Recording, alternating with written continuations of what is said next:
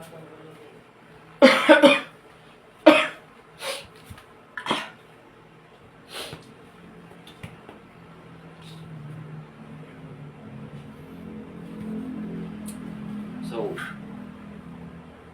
magandang gabi. What's up? So, ang pag-uusapan natin sa video na to ay madali at mahirap. Basta tapusin mo tong video na to at malalaman mo yung katotohanan tungkol dyan. Kung hindi mo pa ako nakita, ako nga pala si Joshua Ragos, isang working student. At bago natin simulan ang lahat, saglit lang. Ito muna kwento. Noon, ayaw na ayaw kong gawin yung mga mahihirap na gawin. Kumbaga, yung bang ginagamitan mo ng malalim na pag-iisip para malaman mo yung kasagutan sa mga bagay na yun. Yun yung mga ayaw na ayaw ko.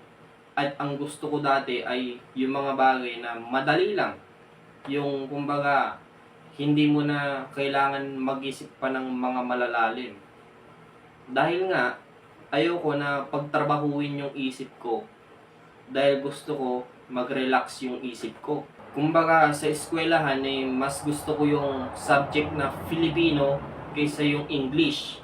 Dahil sa akin, mas nadadalian akong intindihin yung mga Filipino words kaysa dun sa mga English words.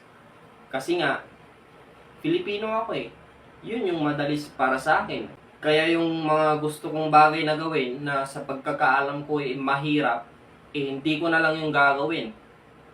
Pag nakita ko yung bagay na medyo mahirap yun, basta tinatamad na akong gawin yun. Hindi ko na, kumbaga, ayoko nang gawin yan kasi mahirap yan. Ganun ako sa sarili ko. At yung bagay na yun ay ipapagawa ko na lang sa iba yun. Hindi ko na lang gagawin yun kasi nga mahirap. Itong pagbablog, noon ko pa to gustong gawin Kaso, hindi ko magawa-gawa kasi ang alam ko dito napakahirap gawin.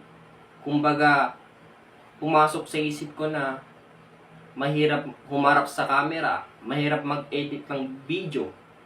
Tapos, yung mga sasabihin mo pa sa harap ng camera hindi mo alam. Hindi ko alam yan, mahirap mag-isip ng sasabihin. Kaya, yun yung mga panahon na hindi ko maumpisahan yung video ko kasi nga, iniisip ko na napakahirap na gawin yung pagbablog. Sa akala nyo, ngayon ko lang to gustong gawin yung pagbablog.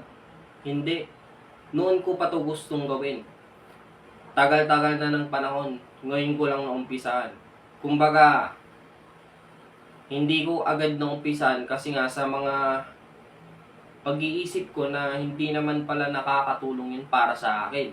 Na-realize ko na yung mga bagay na gusto nating gawin kailangan lang nating umpisahan. Kumbaga, kailangan lang natin i-execute yung mga bagay na yun. Dahil nga, para maibsan yung mga pag-iisip natin na mahirap gawin yun.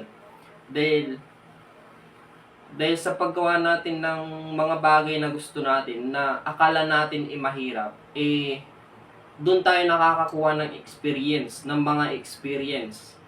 Dahil ang mga experience na yun, ang siyang nagbibigay sa atin ng aral para mas magawa pa natin ng tama yung mga gusto natin gawin. Kahit alam natin na mahirap yung mga yun. Gusto kasi natin maging perfecto tayo Tignan mo yung mga may gustong gawin. Hindi nila alam yung bagay na yun, kaya todo search sila kung ano-anong sinearch nila para mapag-aralan yung mga bagay na yun. Hanggang sa kaka-search nila ay hindi na nila nagawa yung mga bagay na yun, hindi na nila in-execute or hindi na nila naumpisahan. Dahil nga sa pag-iisip nila na mahirap yung mga bagay na yun. Pinipili natin yung mga bagay na madali at iniiwasan natin yung mga mahihirap na bagay dahil nga takot tayo sa mga kabiguan. Dahil nga sa paggawa ng mga bagay na hindi tayo sigurado na mahirap para sa atin ay sigurado na may kabiguan at may kabiguan na mangyayari doon sa ginagawa natin. Dahil nga, mahirap yun para sa atin at hindi tayo sigurado sa bagay na yun. At dahil, komportable tayo sa ating pamumuhay dahil nga namumuhay tayo at kumakain tayo ng 3 beses sa isang araw. Kaya nga, yung mga bagay na mahihirap, dun ka na lang sa mga madadali, di ba?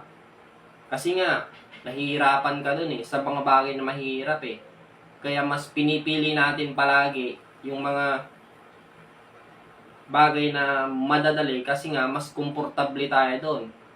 Mas, kumbaga, hindi tayo may stress, hindi tayo magkakaroon ng mga iisipin na mga bagay kasi nga madali yun para sa atin Ang mga nagsasabi na may mga madadaling bagay at may mga mahihirap na bagay, sinasabi nila na doon ka na lang sa madaling bagay kasi mas komportable ka doon. Ang totoo nun ay walang madali dito sa mundo. Lahat dito ay mahirap at hindi totoo yung sinasabi nila na may mga madadaling bagay.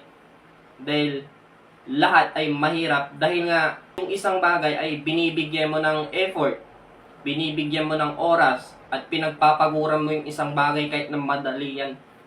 Kahit na sinasabi mong madaling gawin yan. Kaya nga, basta lahat ng bagay dito ay mahirap. Kaya, yung mga gusto mong gawin ay mahirap lahat yan. Kaya no choice ka, kundi gawin at gawin mo yan. May mga kabataan ngayon na may mga gustong gawin kaso nagdedepende sila kung anong sasabihin ng mga ibang tao. Kaya hindi nila magawa yung mga gusto nilang gawin sa buhay nila. Kagaya ko. Dati hindi ko naman to nagagawa yung pagbablog Pero ngayon nagagawa ko na dahil nga in-overcome ko yung mga sasabihin ng mga ibang tao. Hindi ko inintindi yung mga sasabihin nila dahil nga wala silang pakialam sa akin dahil nga wala naman silang connection sa akin. Hindi naman nila ako binibigyan ng pang-araw-araw na gastusin. So, wala silang pakialam, di ba? Naniniwala ako na tayong mga kabataan, may malaki tayong maiaambag sa hinaharap. Kaya, samahan mo ko kung ano man yung mga mindset na alam mong may maiaambag dito sa ating lipunan, di ba? Kasi nga, pare-parehas tayong kabataan ngayon. Kung makikisabay tayo sa mga ibang kabataan na hindi naman ginagamit yung mga tamang paraan para mag-ambag dito sa ating lipunan ay walang kwenta, di ba? Kaya ikaw na nanonood sa akin, sana mabuksan yung kaisipan mo na sa hinaharap ay may malaki tayong maiaambag dito sa ating lipunan. So yun lang sa video na to. Nga pala, nabanggit ko kanina yung sa tungkol sa aking pagbablog.